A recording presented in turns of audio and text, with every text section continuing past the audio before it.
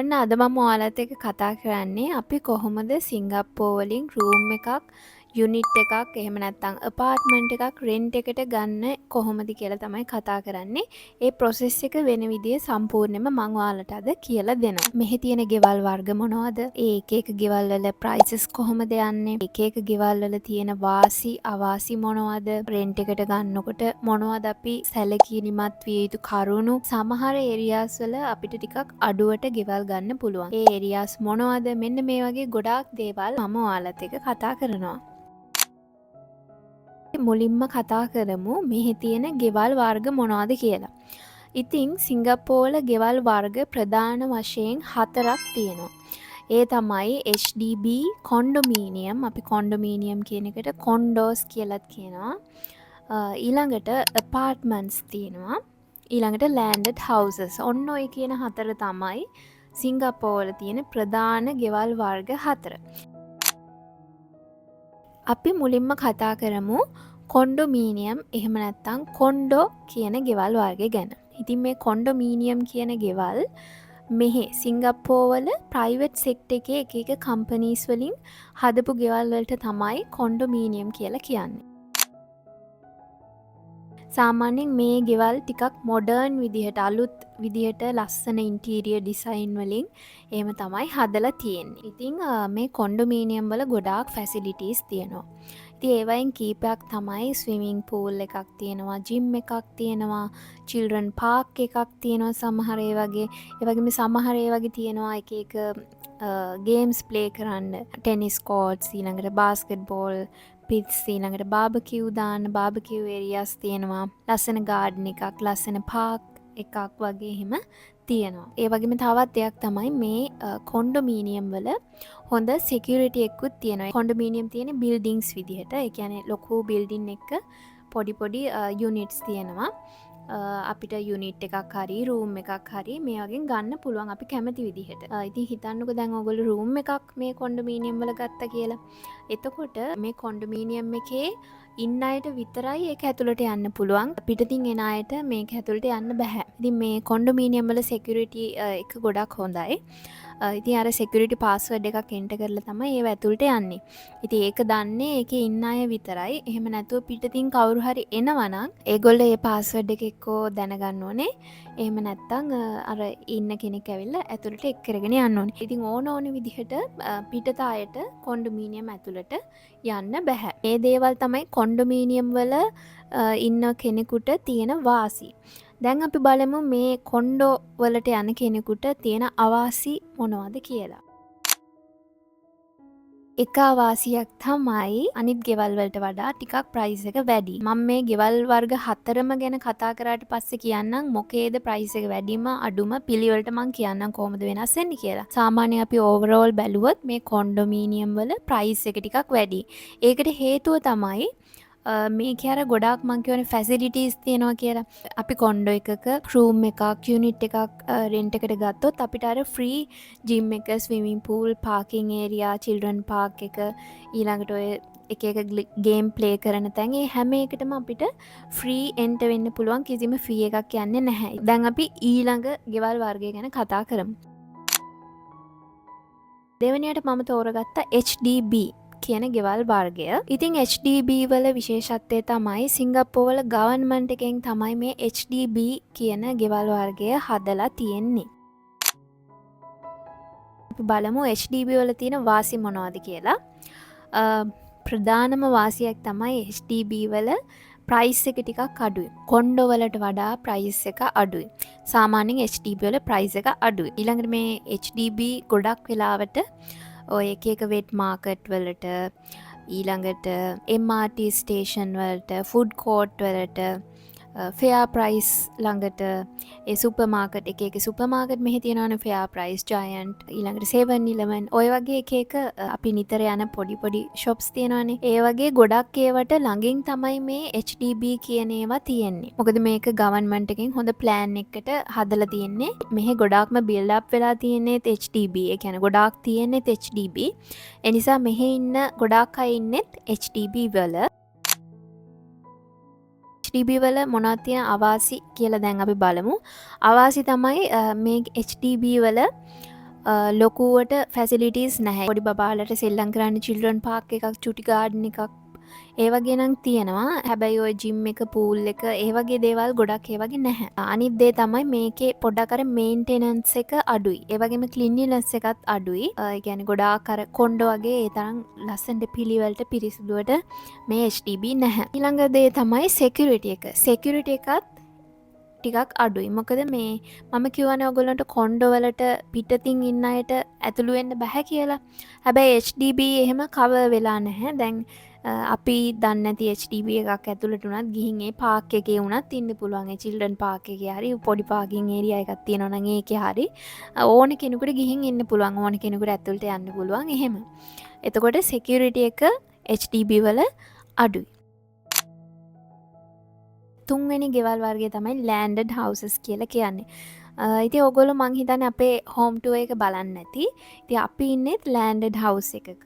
landed house තියෙන්නේ මෙහි ඉන්න සීමිත පිරිසකට. ඒ කියන්නේ සිංගප්පූරු වල ඉන්න ගොඩාක් සල්ලි තියෙන කට්ටියට තමයි landed house එකක් තියෙන්නේ. මම කලින් වීඩියෝස් වල ඔයගොල්ලන්ට කියලා තියෙනවා. ඒ කියන්නේ මෙහි ඉන්න බහුතරය අය දැන් අපි ලංකාවේ නම් අපි හැමෝටම ගෙයක් තියෙනවානේ. ඒ වුණාට මෙහි ඉන්න ගොඩාක් අයට හැමෝටම වගේ ගෙවල් නැහැ. ඒගොල්ලෝ ඉන්නේ රෙන්ට් එකට. එතකොට ඒගොල්ලෝ ඉන්නේ එක්කෝ HDB වල නැත්නම් ওই කොන්ඩෝ වල පොඩි පොඩි apartments වල එහෙම නැත්නම් landed house රෙන්ට් එකට දෙනවා. අපිත් ඉන්නේ landed house එකක් රෙන්ට් එකට අරගෙන. landed house අයිතිකාරයෝ විදිහට ඉන්නේ ගොඩාක් සල්ලි තියෙන කට්ටිය. ගොඩාක්ම සල්ලි තියෙන අය ඉතින් landed house එහෙම රෙන්ට් එකට දෙන්නෙත් නැහැ. කොටසක් landed house දෙනවා. landed house සිංගප්පූරු වල තියෙන්නේ හරි සීමිත ප්‍රමාණයක්. ඒ නිසා සාමාන්‍යයෙන් රෙන්ට් එකට ඔයගොල්ලෝ හොයනවා නම් landed house එකක් හරි කලාතුරකින් වගේ තමයි landed house එකක් ඔයගොල්ලන්ට සෙට් වෙන්නේ. ඒ වගේම තමයි මේ landed house වල සමහර ඒ වගේ landlord, ඒ කියන්නේ ගෙදර අයිතිකාරයා එයත් එක්ක පල්ලෙහා තට්ටුවේ නැත්තම් දෙවෙනි තට්ටුවේ තුන්වෙනි තට්ටුවේ කැමති තට්ටුවක ඒගොල්ලොත් ජීවත් වෙන්න පුළුවන්. අපිට වෙන එක තට්ටුවක් හරි එක රූම් එකක් හරි එහෙම ගන්නවා නම් රෙන්ට් එකට ගන්න පුළුවන්. ඉතින් සමහර landed house වල landlord, ඒ කියන්නේ ගෙදර අයිතිකාරයා ඒ ගෙදර ඉන්නේ නැහැ. එයා සම්පූර්ණ ගෙදරම රෙන්ට් එකට දීලා එයා එක්ක වෙන ගෙදරක එහෙම නැත්තම් වෙන රටක තමයි ජීවත් වෙන්නේ. ඉතින් ওই විදිහට landed house ටිකක් වෙනස් වෙනවා. landed house කියලා කියන්නේ අපි අර ලංකාවේ ඉන්න ගෙයක් වගේම තමයි කලින් කතා කරපු HDB කොන්ඩෝ ඒවා තියෙන ලොකු බිල්ඩින් වල. එතකොට අපි අපේ යුනිට් එකට හරි රූම් එකට හරි ලිෆ්ට් එකේ තමයි යන්නේ. එතකොට නිකන් අර අපි පැක්ඩ් වෙලා වගේ ෆීලිං එකක් එනවා. හැබැයි අපි අර ලංකාවේ ගෙදරක අර ඉන්නවා වගේ පොඩි ගාඩන් එකක් ඒ වගේම ගෙදර විතරනේ තියෙන්නේ. පොඩි තට්ටු ප්‍රමාණයක් තමයි තියෙන්නේ. එතකොට හවුස් එකක එහෙම ලොකුවට එහෙම තට්ටු ගොඩාරියක් නැහැනේ. අපි ඉන්න ගෙදර තියෙන්නේ තට්ටු 3යි. අපි ඉන්නේ 3 වෙනි තට්ටුවේ. දැන් අපි කතා කරමු මේ landed house වල මොනවද වාසි කියලා. landed house ගත්තොත් වාසි ගොඩක් තියෙනවා. එකක් තමයි ඒවා ගොඩක් අර ක්ලීන් එකට තියෙනවා. ඒක landed house එකක් කිව්වහම ගොඩාක් කට්ටිය ඒක ඇතුලේ ජීවත් වෙන්නේ නැහැනේ. ඒ නිසා ඒක හරි පිළිවෙලට පිරිසිදුවට නිතරම තියෙනවා. ඒ වගේම තමයි හොඳ security එකක් තියෙනවා. ඒකට ඕන කෙනෙකුට ඇතුල් වෙන්න බෑ. දැන් අපිට නම් අපේ ගෙදර කී එකක් මේන් ඩෝ එකේම කී එකක් අපිට දීලා තියෙන්නේ. ඒතර අපිට ඕන වෙලාවක ඇතුලෙන් යන්න එන්න පුළුවන්. ඒ ඇරෙන්න වෙන කිසිම කෙනෙකුට ගෙදරට එන්න බැහැ. දැන් අපිට මොනවා හරි අපි පාසල් එකක් එහෙම ඕඩර් කරොත් ඒක කෙලින්ම ඒගොල්ලෝ ගෙනල්ලා තියලා යනවා. එතකොට අපිට ඩිරෙක්ට් එක ගන්න පුළුවන්. හැබැයි අපි HDB කොන්ඩොමීනියම් වලට වගේ හිටියාම අපිට යුනිට්ස් තියෙනවනේ. එක එක යුනිට්ස් තියෙනවනේ.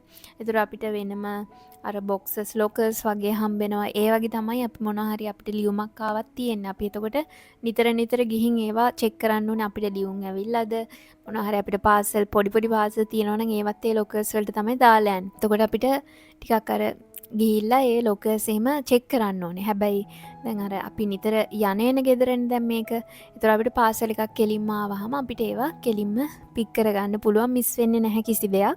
ඒකත් එක වාසියක්. අනිත් දේ තමයි හොඳ ප්‍රයිවසි එකක් තියෙනවා. අපි ලෑන්ඩඩ් එකක ඉන්නකොට හරි නිදහස්. දැන් අපි ඉන්න ගෙදරේම හරිම නිදහස්. ඒ කියන්නේ අපේ ගෙදර ඉන්නේ ගොඩක් වයසක කට්ටිය තමයි අනිත් අය ඉන්නේ. ඒගොල්ලන්ගෙන් කිසිම කරදරයක් නැහැ.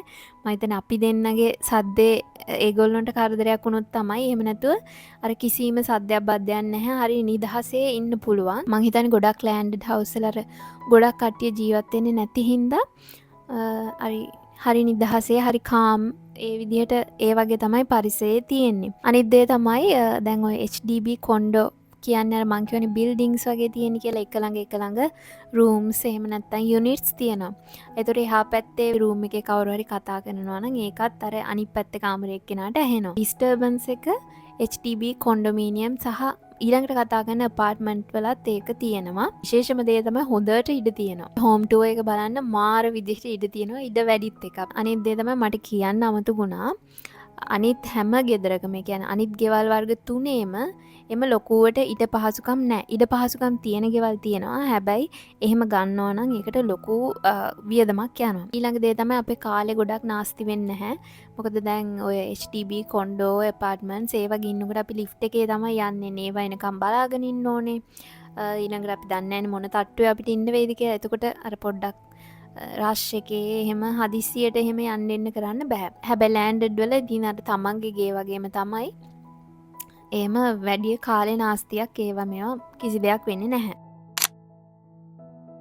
දැන් අපි බලමු එහෙනම් මේ ලෑන්ඩඩ් හවුස් වල තියෙන අවාසි මොනවද කියලා. ගොඩක් වෙලාවට මම දැකලා තියෙනවා ওই ලෑන්ඩඩ් හවුස් වල ඇඩ්ස් දානකොට ලෑන්ඩ්ලෝඩ් not staying කියලා දාලා තියෙනවා. ලෑන්ඩ්ලෝඩ් ඒ ගෙදර ඉන්නේ නැහැ කියලා. ඒ කියන්නේ සමහර වෙලාවට සමහර අය කැමති නැහැ ගෙදර අයිතිකාරයාත් ඒ ගෙදරම ඉන්නවා නම්. සමහර ලෑන්ඩඩ් ගෙවල් තියෙනවා.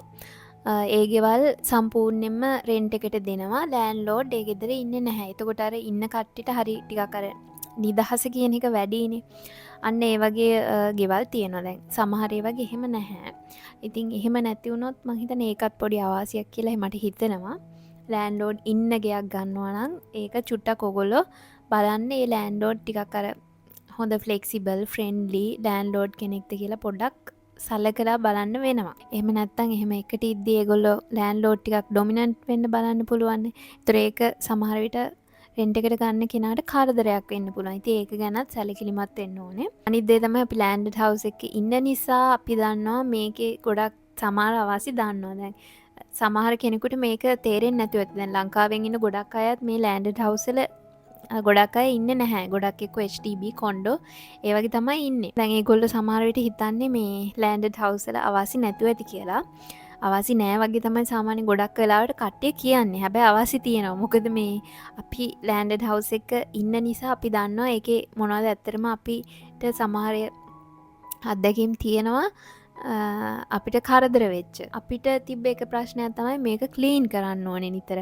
දැන් අපි ගත්ත ගෙදරත් ගොඩ ලොකු ස්පේස් එකක් තියෙනවානේ. නිතර ඒක හොඳට ක්ලීන් කරන්න ඕනේ. ඒක දැන් මෙහි මම දැන් මේක කියද්දි ඕගොල්ලන්ට අමුතුවට හිතෙන්නත් පුළුවන්. දැන් ලංකාවේ නම් ඉතින් අපිමනේ කොහොමත් ගෙවල් ක්ලීන් කරගන්නේ. හැබැයි මෙහි සාමාන්‍යයෙන් ඔය HDB කොන්ඩෝ ඇපාර්ට්මන්ට් ඒ වගේ සති දෙකකට පාරක්. එහෙම නැත්නම් සතියකට පාරක් ක්ලීනිං සර්විස් එකකින් ඇවිල්ලා ක්ලීන් කරලා දෙනවා. වොෂ්රූම් එක කාමරේම මොප් කරලා ඒවා ඔක්කොම ක්ලීන් කරලා දෙනවා. ඒක තමයි මෙහි සාමාන්‍ය කල්චර් එක. ඒතකොට ලෑන්ඩඩ් හවුස් එකකට ගියාම ගොඩක් වෙලාවට මම දන්නේ සමහර ලෑන්ඩඩ් හවුස් වල නම් එහෙම ක්ලීනිං සර්විස් එකකින් ඇවිල්ලා එහෙම කරනවාද කියලා. හැබැයි දැන් අපි හිටපු ගෙදර නම් එහෙම තිබුණේ නැහැ. එතකොට ඒක නිකන් අර ලොකු ගෙදරක්නේ. ඒක දැන් අපි පිරිසිදුවට තියාගන්නත් එපා. ඒක අපි දෙන්නටම තමයි කරගන්න උනේ. ඉතින් ඒක චුට්ටක් කරදරයක්. ඊළඟ දේ තමයි කුණු දාන එක. අපි දිනපතා සාමාන්‍යයෙන් අපි කුණු බෑග් එකක්, ගාබේජ් බෑග් එකක් අයින් කරනවානේ. ඉතින් ඒක අපි තුන්වෙනි තට්ටුවේ හිටියේ කියලා මම ඔයාලට කිව්වනේ. ඒතර හැම වෙලේම පල්ලෙහාම තට්ටුවට බහැලා හැමදාම ඒක අයින් කරන්න ඕනේ. හැබැයි HDB වල කොන්ඩොමීනියම් වල අපි ඒ ඉන්න යුනිට් එකෙම චුට්ටක් ඉස්සරහට ආවම කෙලින්ම එළියට දාන්න පුළුවන්. ඒ කියන්නේ පොඩි මොකක් දෙකක් හදලා තියෙනවා. ඒකෙන් ඇතුළට දැම්මහම ඒක පල්ලෙහාට යන විදිහට තමයි ඒක හදලා තියෙන්නේ. එතකොට නිකන් අඩියක් දෙකක් ගියා එහෙම දැම්මා. එහෙම තමයි තියෙන්නේ. ඒතර හරි ලේසි විදිහට තමයි මෙහි හදලා තියෙන්නේ හැමදේම.